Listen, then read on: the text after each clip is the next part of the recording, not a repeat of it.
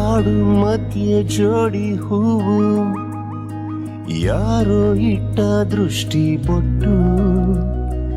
ಅವನು ಬಡವ ಅವಳು ಬಡವಿ, ಪ್ರೀತಿ ಒಂದೇ ಇವರ ಗುಡುಕು.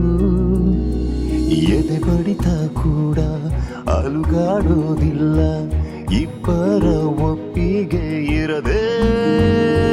ಮನಸೂರಿನ ಪಕ್ಕ ಸಿಕ್ಕಿದ ರಾಣಿ, ಉಸಿರೂರಿನ ಒಳಗೆ ಒಪ್ಪಿದ ರಾಜ.